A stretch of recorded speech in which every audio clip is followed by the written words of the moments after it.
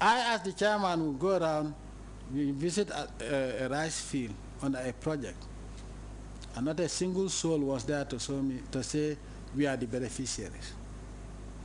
You remember I spoke about that in the last meeting, and it was the same city judge. But people appeal and say, okay, give him a chance because he's knowledgeable. You know what I've learned over 17 years? A school dropout who is dedicated to his country, who loves his country, is better for me than somebody with a first-class distinction, PhD, first-class distinction, who is a crook.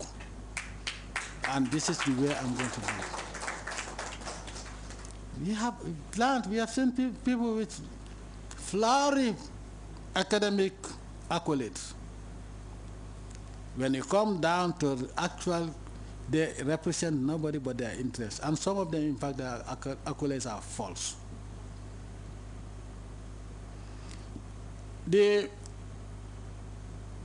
When you look at the report and the caliber of people involved, you will agree with me. These are people that are knowledgeable in agriculture, but instead of working for the development of this country, decided to poison farmers and the country. Because if you use toxic fertilizer, you'll have terrible consequences for the population. You remember, I have always been talking about strange babies born with strange defects, which can only be attributed to countries with high industrial pollution, of course with toxins, or a country where the water is highly polluted by industrial waste, neither of which exists in this country today. So what can it be attributed to? What we eat, either imported or what we put into the local foods that we produce. That is why I'm very particular about what comes for agriculture, especially agricultural inputs, and of course pharmaceuticals for the population, because these have a direct bearing, and I will bear responsibility for whatever happens. But I will set an example with this, so that agriculture, whoever is in agriculture, should know that no longer would anyone get away with murder. I want to put a definitive end to this malpractice. And I also hereby authorize and give all the powers to the Minister of Agriculture to weed agriculture of all these rotten elements. There are others that are still part of the gang, but for some reason they are not mentioned in the report. We want fresh blood in agriculture. All those who have been responsible for the failure of so many projects, they are still there. They have set up cabooses, they let you know what they want you to know. So I'm giving you carte blanche to weed it. If you don't, by the end of the month, I will weed it my own way. So don't tell me you should have left this crop, this weed there or that. Do you understand? That is why I always give each minister the first choice to weed your place. If you don't, I will weed it my own way, and don't come back to me and say, let us give anybody a second chance. City judge was dismissed before, he was given a chance, and then dismissed and given a chance because people have been saying, oh, he is good, he is good. So you see the result. So it's not only the Minister of Agriculture. Weed your places, because this time around when I weed, I will weed it my own way and I will not spare anybody. So if you think there are people that are manageable, that can reform or be reformed, then when you weed them, you spare them but give them a warning. Enough is enough. The Attorney General and Minister of Justice, by the 19th of April, we should swear in the Permanent Anti-Corruption Commission.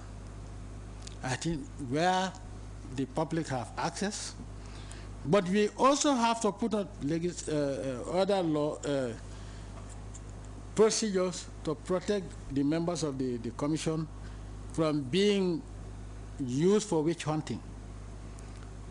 And also we make sure that whoever gives them false information will be dealt with. I think that has already been captured here. Because also people can be giving them false information to distract them. So by the 19th of this month, April, latest, that is latest, we should swear in a permanent anti-corruption commission. And this anti-corruption commission should not be limited to anything. They should have a wide scope. So that anybody who sees corruption coming in, sees acts of corruption, they can report to the commission, and the commission can investigate without waiting for the president's office to give a directive. Because people are very brave. People are very brave. When you send a high-ranking, high-profile somebody to jail, the number of appeals I receive, and as a human being, as a Muslim, it's very difficult to have such an amount of appeal and say, I'm not going to do it. Because they always quote, do it for the sake of God.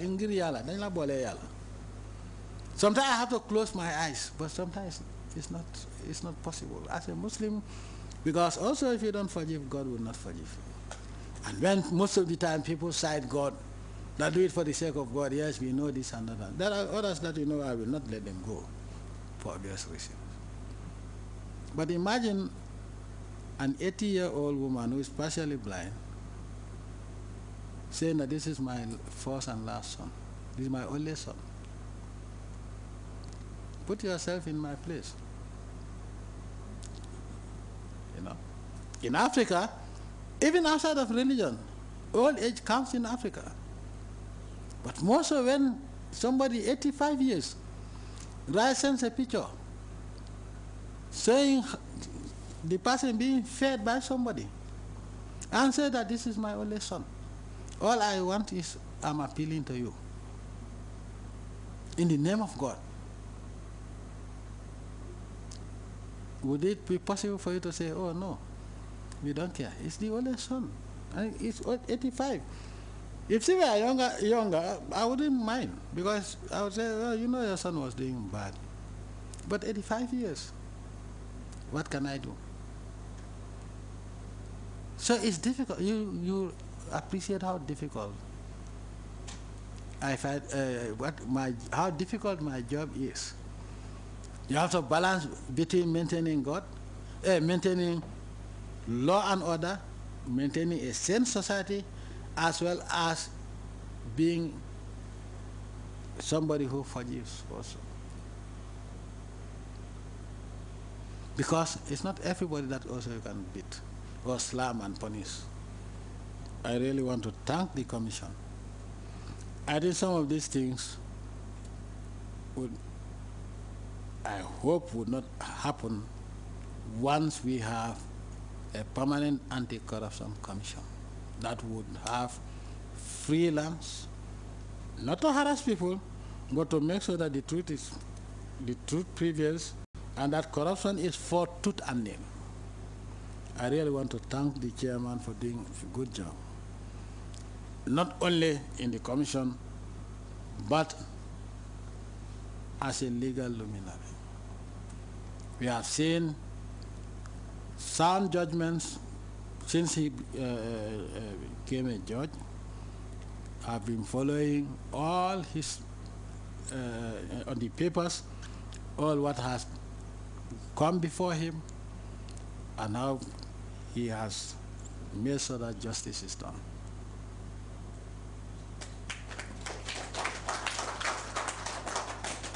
My job is to make sure that all of us live in peace and harmony. I do not wish to violate anybody's rights, but I also do not wish to give criminals any rights in this country. You are human and you have your rights as long as you do not violate the laws of this country.